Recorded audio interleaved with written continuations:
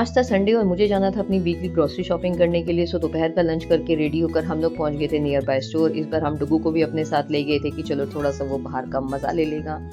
सो store पहुंचकर इतनी भीड़ देखी तो एक पल के लिए लगा यार गलती कर दी आकर के संडे को। बट फिर कुकू ने मेरी काफ़ी हेल्प करी। पहले तो उसने वो चीज़ें उठाई जो उसे खुद अपने लंच में लेकर जानी होती, फिर उसने मेरी हेल्प करी। फिर बिलिंग काउंटर पर बिलिंग कराते वक्त हमारे छोटे नवाब को दिख गए चश्मे। पता नहीं इस लड़के को कहाँ से चश्मों को इतना शौक लग गया, कभी दादी का, कभी नानी का, कभी दीदी के चश्मे लगा लेता है। अभी तक मैं इसे जाने कितने चश्मे दिला चुकी हूँ, पर 2 दिन से ज़्यादा मजा ले ये बच्चा चला ले। बट ठीक है, मैंने यहाँ पे कुकू को भी और डुगू को भी दोनों को एक एक चश्मे दिलाए। पर बिलिंग कराने के लिए ये लड़का चश्मा उतारने के लिए तैयार ही नहीं था। 1 सेकंड के लिए जब चश्मा उतारा तो रो रो के इसने पूरा मॉल ही सर पे उठा लिया।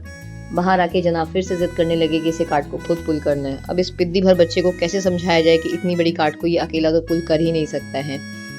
बट फिर भी यहाँ पे पापा ने और कुकू ने इसकी हेल्प करी और 5 मिनट के पार्किंग लॉट के रास्ते में पहुँचने के लिए इसने हमारे 15 मिनट लगवा दी। और इतनी ज़्यादा गर्मी थी, बहुत गुस्सा भी आ रहा था।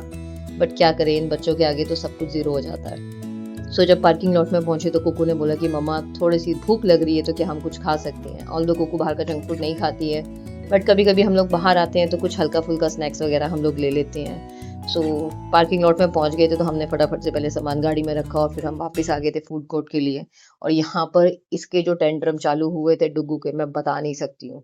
यहाँ पर हमने जैसे तैसे इसे शांत करा, लिफ्ट में लेकर गए। लिफ्ट तक भी ये बच्चा बिल्कुल ठीक था, लेकिन जैसे ही हम लोगों ने फूड कोर्ट में एंटर करा है इसने जो चिल्लाना शुरू करा है, बाय गॉड पूरे फूड कोर्ट में कोई ऐसा इंसान नहीं था जिसने मुड़कर मेरी तरफ ना देखा हो। बाय गॉड, अगर हमें किसी की पेरेंटिंग जज करनी हो ना, मैं बेट कर सकती हूँ हमेशा पहले वाले बच्चे को, जो पहला बॉर्न होता है, उसे देख के आप पेरेंटिंग जज करो, बिकॉज दूसरा वाला तो हमारे बस में बिल्कुल भी नहीं होता है। इस बच्चे ने इतना परेशान किया है मुझे कि कल तो मुझे इसने मेरी मम्मी, नानी, दादी, परदादी सब याद दिला दिया। बट कहते हैं ना कि माँ बनने के बाद हमारे अंदर बहुत सारी सुपर पावर्स आ जाती हैं। तो एक सुपर पावर ये भी है कि अब हमें किसी भी मूवमेंट पे एम्बेरसमेंट फील नहीं होता है। सो यहाँ पर बच्चों के लिए हमने फ्रेंच फ्राइज, अपने लिए कोल्ड ड्रिंक और बर्गर वगैरह ऑर्डर करा था। बट डुगू इतना ज़्यादा चिल्ला रहा था कि बर्गर आने पर कुकू ने और उसके पापा ने तो खाना स्टार्ट कर दिया था। बट मैं वेट कर रही थी कि जैसे तैसे मैं इसको काम डाउन करके थोड़ा सा रिलैक्स करूँ, सो दैट मैं भी कुछ खा सकूँ और इसे भी कुछ खिला सकूँ। सो 10 मिनट की मेहनत के बाद, फूड कोर्ट के 2 चक्कर लगाने के बाद फाइनली ये बच्चा थोड़ा सा शांत हुआ और मैंने भी अपना बर्गर खाना स्टार्ट करा।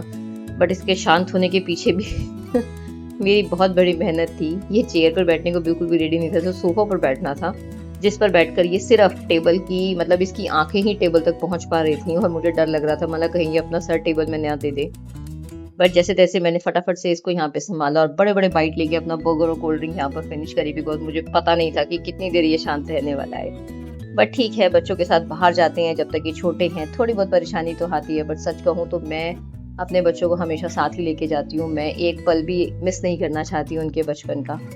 सो यहाँ पे फूड कोर्ट में हमने फटाफट से खाना पीना खाया। कुकू काफ़ी खुश थी, डुगू भी यहाँ पे शांत हो गया था। और फिर खाने पीने के बाद दोनों बहन भैया आराम से फूड कोर्ट में घूम रहे थे। मीनवाइल मैंने अपना बाकी चीज़ें जो लेनी थी वो मैंने यहीं से ऑर्डर करी ताकि घर पहुँचने तक ब्लिंकिट से वो सामान भी आ जाए, क्योंकि कल है मंडे और मुझे करनी होती पूरी वीक की तैयारी संडे को ही, क्योंकि पूरा वीक मेरा बहुत हेक्टिक जाता है। सो इस वाली वीडियो में इतना ही। जल्दी ही मिलेंगे एक और नए ब्लॉग के साथ।